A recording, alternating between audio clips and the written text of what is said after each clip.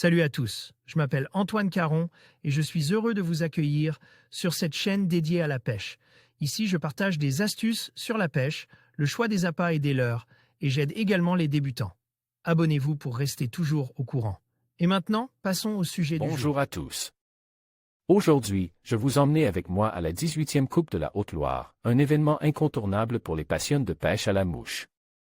Dans cette vidéo, je vais vous faire découvrir l'ambiance de cette matinée de concours, les techniques des participants, et bien sûr, les magnifiques paysages qui entourent cette compétition. Préparez-vous à plonger dans l'univers fascinant de la pêche, où la patience et la précision sont les maîtres mots. Restez avec moi pour vivre ensemble cette expérience unique. Direction le plan d'eau de Batlan, 5 heures du matin, j'aperçois des phares au fond du boulevard. Le rendez-vous est règle comme du papier à musique. Mario et moi partons en direction de Tence pour participer à la 18e Coupe de la Haute-Loire, sympathique compétition amicale de pêche à la mouche artificielle autour du plan d'eau de Batlan. Depuis sa création, nous n'avons jamais manqué cet événement qui rassemble 20 équipes. Nous avions même gagné une lointaine édition. Le bagage est charge en un tournement, le moteur ronfle et déjà la conversation s'enflamme sur nos chances de l'emporter. Faudrait tout de même que nous finissions dans les 5 premières équipes, surtout après la débâcle de l'an passé, balance Mario d'un ton revanchard. Ah! Tu me diras combien je te dois pour l'inscription. Les bons comptes font, les bons amis. Ok, cela fait 45 € avec le café du matin et le repas. Mais nous réglerons cela ce soir après la compétition. On ne sait jamais, si nous montions sur le podium. 2 petites heures plus tard, nous voilà arrive. Retrouvailles, accolades ou salutations de convenance, l'atmosphère est chaleureuse autour du café et des croissants. Puis vient l'heure de déballer le matériel et d'entrer dans la pêche, 5 cannes montées en vitesse, court échange sur la stratégie. Et les choix des techniques complètes par une rapide analyse des postes du matin. Trouver la solution au briefing, le président du club organisateur rappelle les règles fondamentales et souhaite bonne chance à tous. Coup de trompe à 8h30, soyez prêts.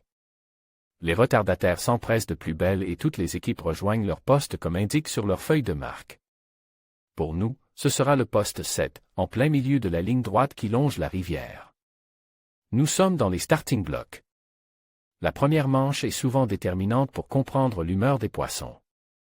À ce petit jeu, Mario trouve la solution et capture 3 poissons, ce qui est peu pour un début de concours. Autour de nous aussi, l'ambiance est morose, à part 2 ou 3 bons scores réalisés aux extrémités de l'étang. Deuxième manche, changement de décor pour cette deuxième manche. Nous voici côte-route, à dos au talus. Au poste 12, il n'est plus question de double traction en regard de la végétation arbustive et des branches basses. Néanmoins, au remous qui agite la surface, il a l'air bien peuple. Nouvellement débarqués, les truites arc-en-ciel, à la recherche de repères, ont tendance à se regrouper. L'occasion est belle, mais nous sommes fébriles et maladroits. 4 prises inscrites, juste de quoi assurer une place correcte pour cette manche. L'emplacement suivant est prometteur. Avec la conviction qui le caractérise et son bon vieux tandem streamer et petit blob rose, Mario assure le résultat en ramenant 3 poissons. Arrive la manche d'avant-midi, souvent la plus difficile. Malgré nos efforts, changement de technique et inversion de place, ni mon équipier, ni moi n'enregistrons de touche. Nous sommes capots. Nous marquerons 20 points place sur ce coup-là. À entendre les commentaires des équipes voisines, nous ne sommes pas les seuls.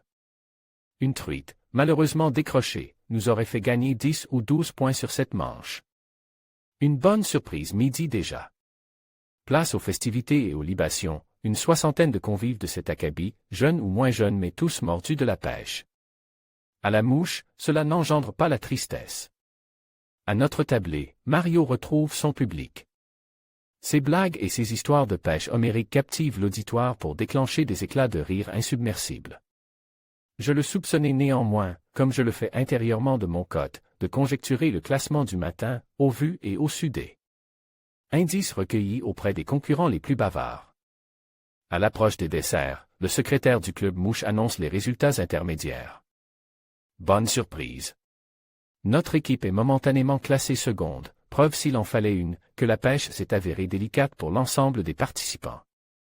Les calculs sont simples, dans l'ordre des manches, 4e, 2e, 2e et 20e, soit 28 points place. Cela nous va tout à fait. Mais, il reste encore 4 manches cet après-midi. En conclusion, cette 18e Coupe de la Haute-Loire a été une matinée mémorable, célébrant la passion de la pêche à la mouche dans un cadre enchanteur. Les participants ont démontré leur talent et leur dévouement, tout en partageant des moments de convivialité et d'échange. Nous espérons que cet événement continuera d'inspirer les pêcheurs de tous horizons et de promouvoir l'amour de cette discipline. Merci de nous avoir accompagnés dans cette aventure et à l'année prochaine pour de nouvelles émotions au bord de l'eau.